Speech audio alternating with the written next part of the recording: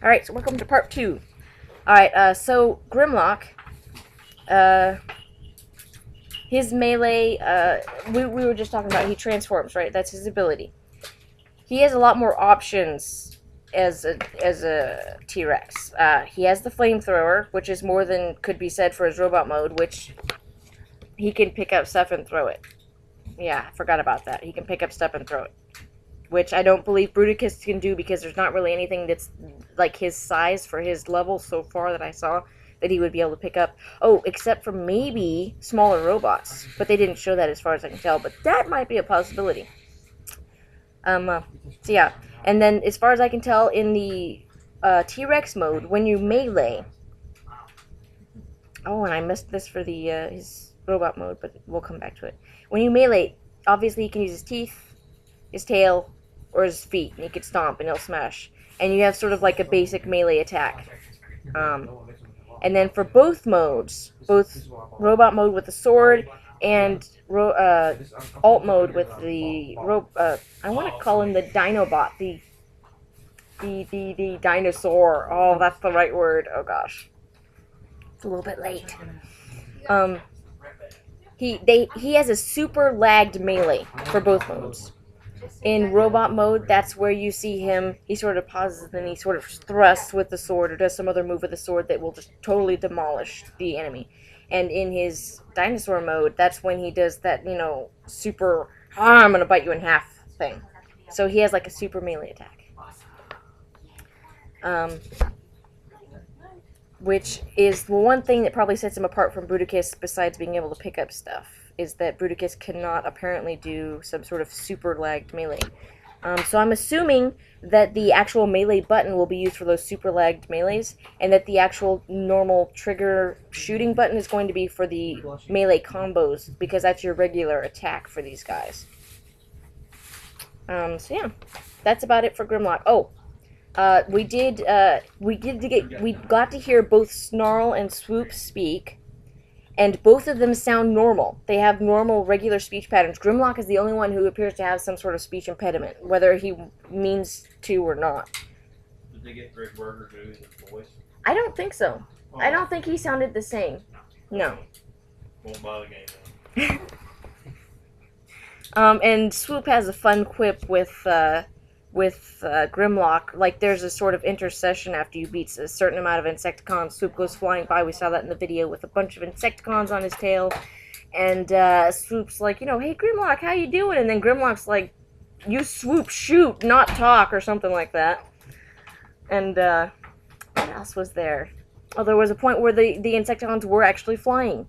And since Grimlock is bound to the ground, he was actually jumping and doing melee combos sort of in the air, jumping and, picking up stuff and throwing it at him. And so that was a real challenge for apparently the Grimlock level. So that's gonna be a fun challenge if the AI decides, I think I'm gonna, transform and fly around for a bit as an Insecticon, Oh, so yeah, that's it for Grimlock. Last up was Optimus. We start at the level, and Perceptor is giving us a nice rundown on the level. He does not sound like his original voice actor in that he does not...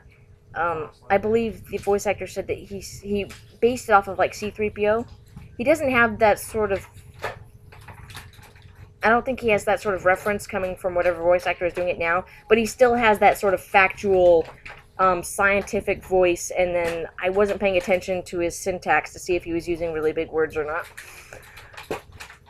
And we also got to hear and see a hologram of Megatron. He sounds, I'm pretty sure it's the same voice actor, and he sounds almost identical to the last game, except he has the less Schwarzenegger in it. Like, in the last game, you'd be listening to the cutscenes, and at certain times he just sound like, really hamming it up as Schwarzenegger. He did not seem to do that in the cutscene that we saw here. And I think it was definitely an improvement, because I did not like how Schwarzenegger-like he was in the last game. So Optimus's ability is the Metroplex strikes a target. And we got to see him strike a big area front where basically it was him shooting. Apparently there's some where he stomps on them, but this was one where he was shooting. The screen, you get like it gets like a nuke effect, where the screen, sort of whites out and you can just sort of see stuff on the edges where like there's some shade, and then you can hear the attacks actually and then the light sort of dims, and you see sort of a tiny little light mushroom cloud coming up. It's not really like a nuke or anything. It's just like a really light sort of, oh, there was an explosion and stuff died. So yeah. So his ability was that. His robot weapons are normal pickups, which we got to see a few weapons. There were some really heavy guns laid in, and the guns were bigger. On the ground, like for pickup, they were larger. I don't know if it's because they were just heavy weapons, or if they've actually like increased their size to make them more visible on the map. But we saw 3 positions for weapons where the player was picking them up at, and they were fairly large.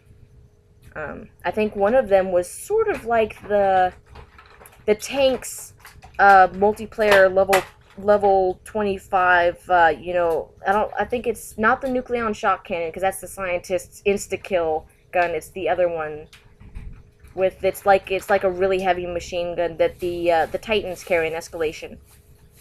And I believe Optimus has a regular melee attack, and his alt mode weapons appear to be the same as War for Cybertron. They were some sort of rocket. Unfortunately, the guy who played with us, the first time he tried to do the level, there was some loading problems with loading the level, and it didn't appear correctly or something. And the second time he played it, he did the Metroplex rains down fire and brimstone on the Decepticons, and then he runs out there and he goes for this weapon, and 5 seconds later he's dead. So that brings me to the point, so that your health, and it does appear that there is some sort of shield. There were 2 bars, and one had like a tiny little shield like in Halo. I'm like, what? And there was one with like a little plus bar like for health, and they were on top of each other in the bottom left corner.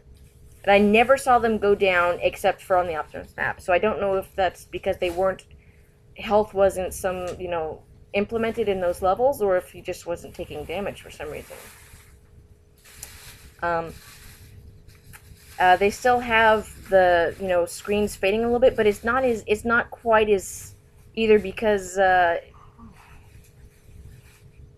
guess either because he died so quickly. He died literally he goes up there, he's milling about, and then you see he's dying, and then he's dead. Like in Dark of the Moon, which I really hated. You died way too fast. It was oh, I'm dying, I'm dead. Except when you played it on easy, and then it was like, oh, I'm never gonna die. I'm just gonna go out there and kill everything. But yes. Yeah, I didn't like Dark of the Moon in a lot of ways.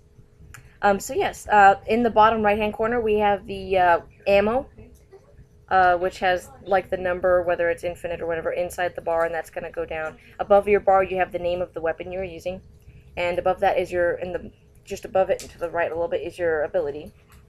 And it's a little circle, and your abilities apparently recharge, as far as I could tell, right at the moment, they are all the same time that they take to recharge.